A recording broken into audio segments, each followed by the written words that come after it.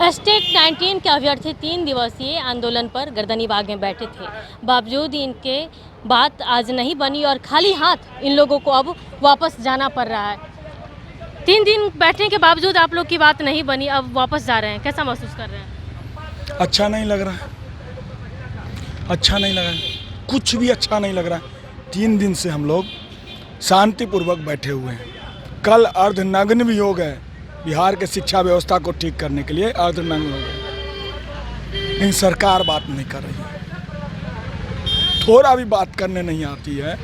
क्या करें, लाठी चलाने के लिए सरकार तुरंत ऑर्डर दे देता है, लेकिन बात करने के लिए नहीं आती है।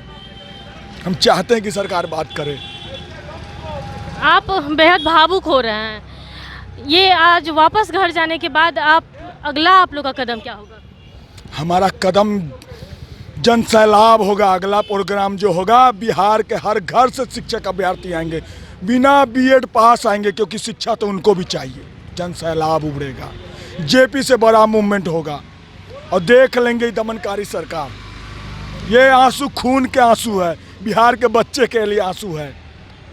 सरकार को एक एक आंसू का कतरा देना होगा, हिसाब देना होगा सरकार को, अन्यथा जनता नहीं छोड़ेगी, शिक्षक अभ्यर्थी नहीं छोड़ेगी। जा रहे हैं मायूस होकर। अगर मायूस शिक्षक अभ्यर्थी हो गया तो मतलब पूरा बिहार मायूस हो गया, पूरा देश मायूस हो गया। जो शिक्षक अभ्यर्थी राष्ट्र का निर्माण करता है वो रो के जाएगा।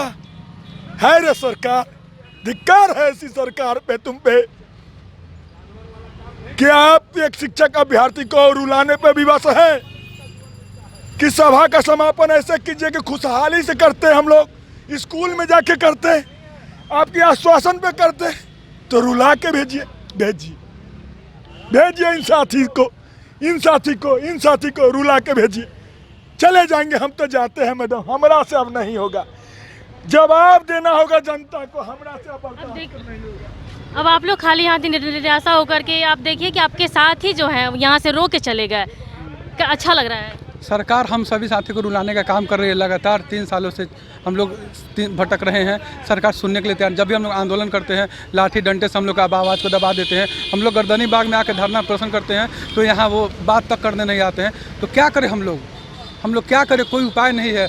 हम लोग एक लोकतांत्रिक देश में रहते हैं, लेकिन लोकतांत्रिक तरीके से आवाज़ उठाते हैं तो सुनते नहीं है। लेकिन जब सड़क पर निकल के हम अभ्यर्थी उग्र हो जाएंगे तो वो कहेंगे कि ये जो है कि आतंकवाद है या आतंकवादी कहेंगे। लेकिन आज हम लोग प्रेम से गांधी जी के रास्ते पे चलने के लिए चल रहे हैं और हम लोग उसी रास्ते पे चल करके आज हम लोग बैठे हुए हैं शांतिपूर्वक। लगातार 3 दिनों से कोई सुनने नहीं आया अभी तक। अब हम लोग क्या करें इस बार? लेकिन हम लोग चुपचाप रहने वाले नहीं है।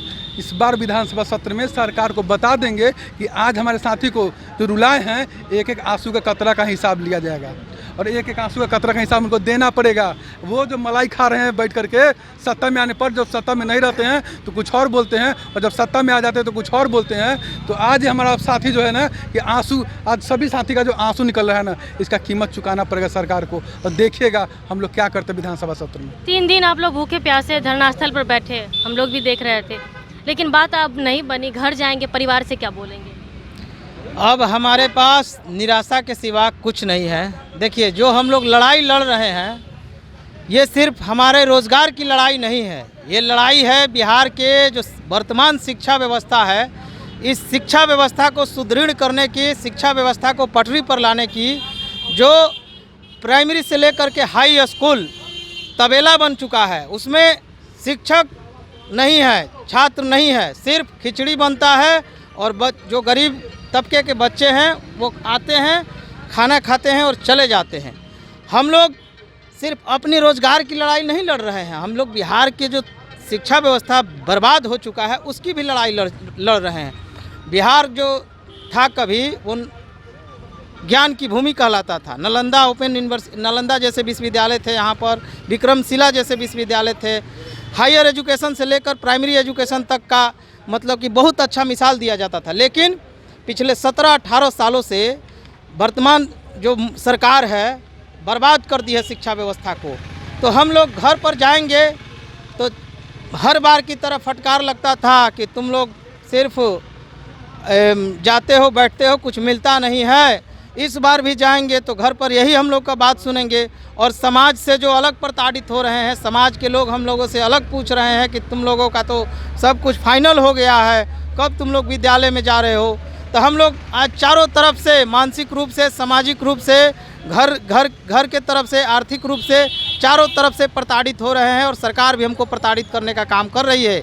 हम आपके चैनल के माध्यम से ये अपील करते हैं वर्तमान सरकार को कि अगर हमारी बातों को नहीं सुना गया तो हम एक यात्रा करेंगे पूरे बिहार में और आम आवाम को उसके चेतना को जगाएंगे कि ये सरकार जो है सिर्फ जाति की राजनीति करके, सिर्फ धर्म की राजनीति करके अपना वोट बैंक साधने में जुटी हुई है। हमारे एजेंडे अगर थोड़ा सा भी कामयाब हुआ तो हम गांधी मैदान पाटने का काम करेंगे और पटना की सड़कों को भर देंगे और एक जनसैलाब लाएंगे। जेपी मूवमेंट हम फिर से दोहराएंगे। हम आपके चैनल के माध्यम से इस गर्दनी भाग की धरती से ये आह्वान करते हैं वर्तमान सरकार से कि हमारी बात सुन ले, नहीं तो जेपी मूवमेंट फिर से दोहराने जा रहे हैं हम लोग। ये आंदोलन इससे ज़्यादा उग्र होने वाला है क्या?